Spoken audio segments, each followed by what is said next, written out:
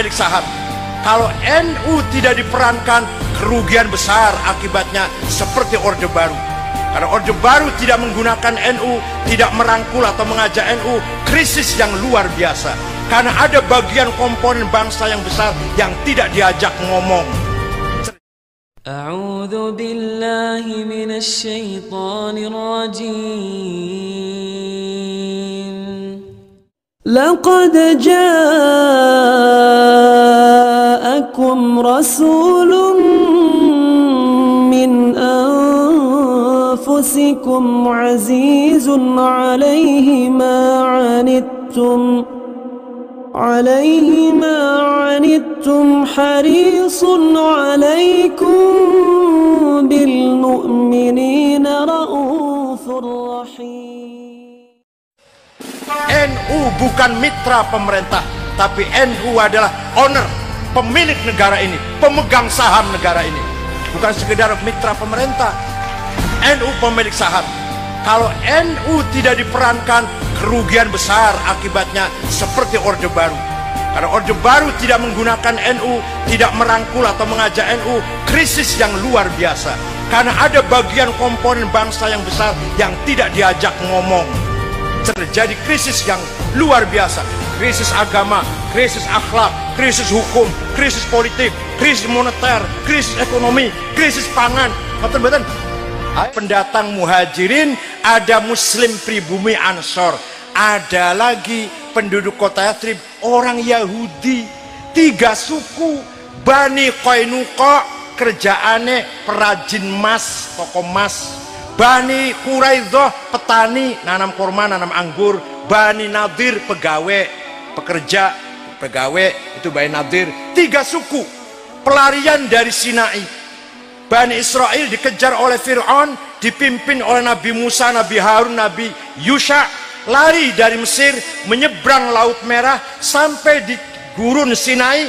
40 tahun Nabi Musa wafat, Nabi Harun wafat, Nabi-Nabi wafat. Bani Israel bercerai-berai berantakan, kebanyakan ke Eropa. Ada 3 suku ke kota Yathrib yang kemudian anak cucunya, keturunannya jumpa dengan Nabi Muhammad sallallahu alaihi wasallam.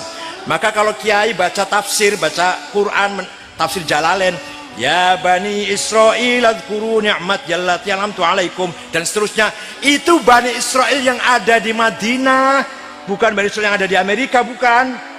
Yang jumpa dengan Rasulullah di Madinah. Dah.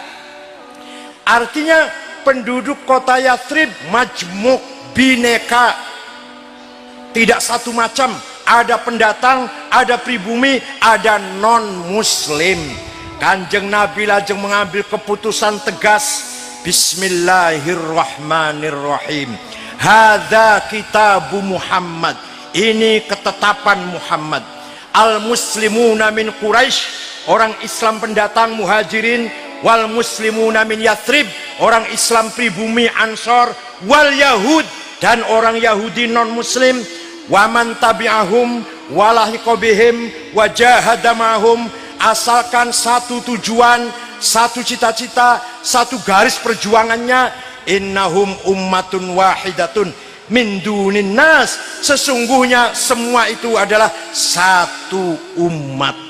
Jadi Kanjeng Nabi membangun umat yang berdasarkan tamadun, berdasarkan kebenaran, budaya, peradaban, bukan berdasarkan suku atau agama. Akhirnya setelah itu disepakatin, kota Yathrib diganti namanya Madinah dari kata tamadun, madani, madaninya berperadaban, berbudaya, berakhlak, tidak pandang bulu. Yang benar pasti dilindungi hukum, yang salah pasti dikenai hukum. Agamanya apa saja, sukunya dari mana saja. Namanya kota Madinah. Kanjeng Nabi tidak mendirikan negara Islam. Sekali lagi, Rasulullah tidak memproklamirkan berdirinya negara Islam, tidak, dan tidak negara Arab, tidak. Negara Madinah yang di dalamnya ada Islam, ada Yahudi. bukan negara Arab, karena di situ ada yang bukan Arab, yaitu orang Yahudi Bani Israel. Jadi Kanjeng Nabi 15 abad yang lalu telah membangun konstitusi yang modern. Konstitusi yang modern, bukan berdasarkan agama, bukan berdasarkan suku. Begitu pula Nahdlatul Ulama tahun 36, 9 tahun sebelum merdeka, punya gagasan, punya ide, Indonesia menjadi negara, bukan negara agama, bukan negara suku, namanya negara Indonesia. Paham betul? Paham betul? Jadi kiai-kiai itu ngerti Kanjeng Nabi bukan tidak memiliki negara Islam, tidak memiliki negara Arab. Maka kiai Indonesia bukan negara Islam, bukan negara Katolik, bukan negara Buddha. Indonesia bukan negara Jawa, bukan negara Madura, bukan negara Batak, Dayak, Ambon, Bugis, Melayu, bukan negara suku. Indonesia. Lajeng Kiai Wahid Hashim, bapaknya Gus Dur, dimasukkan ke dalam anggota inti BPUPKI, Badan Upaya Persiapan Kemerdekaan Indonesia. Ketuanya Soekarno, sekretarisnya Muhammad Hatta, anggotanya Agus Salim, Kahar Muzakir, Wahid Hashim, Muhammad Yamin, Abi Kusno, Laimena Marimis. Jadi NU itu ikut menjadi panitia berdirinya negara Indonesia ini. Paham betul? NU bukan mitra pemerintah, tapi NU adalah owner, pemilik negara ini, pemegang saham negara ini. Bukan sekedar mitra pemerintah, NU pemilik saham. Kalau NU tidak diperankan, kerugian besar akibatnya, seperti Orde Baru. Karena Orde Baru tidak menggunakan NU, tidak merangkul atau mengajak NU, krisis yang luar biasa. Karena ada bagian komponen bangsa yang besar yang tidak diajak ngomong. Terjadi krisis yang luar biasa, krisis agama, krisis akhlak, krisis hukum, krisis politik, krisis moneter, krisis ekonomi, krisis pangan. Betul-betul. Ayo, sekali lagi NU gak diajak, krisis meneh bakal.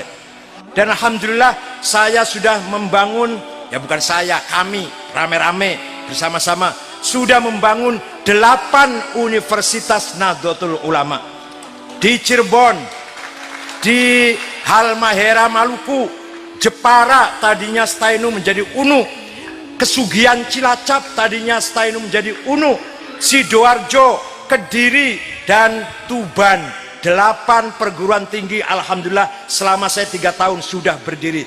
Beasiswa silahkan, ada yang mau ke Australia asal bahasa Inggrisnya bagus silahkan, ada mau ke Aljazair asal bahasa Arabnya sudah pandai monggo, apa mau ke Taiwan, apa India, semua menawarkan beasiswa kepada saya.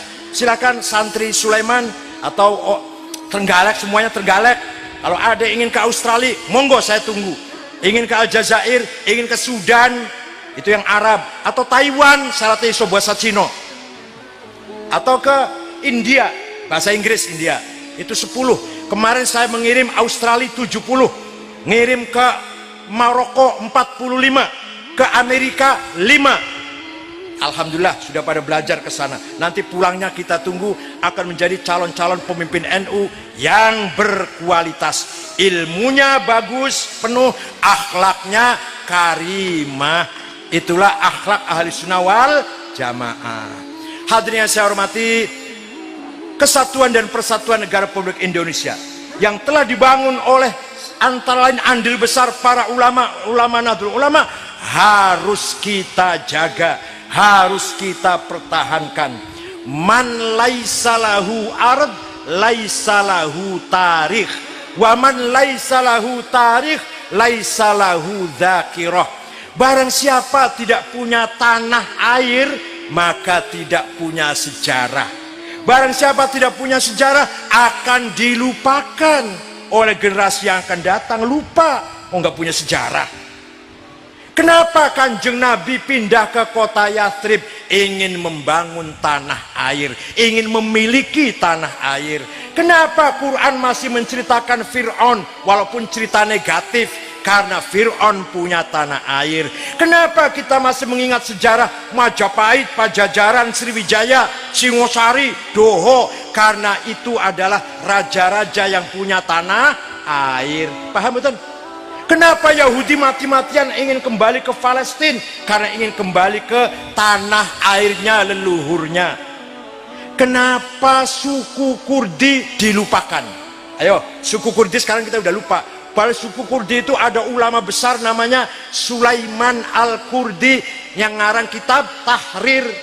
Wonten malih ulama besar Ahmad Baha Naqsyabansyah, yaitu pendiri tarekat Naqsyaban. Dia orang Kurdi. Hampir hilang sejarahnya. Kenapa? Karena suku Kurdi tidak punya tanah air. Suku Kurdi itu kebanyakan ikut masuk negara Turki, kebanyakan lagi masuk negara Irak, sedikit ikut negara Syria, sedikit lagi ikut negara Iran.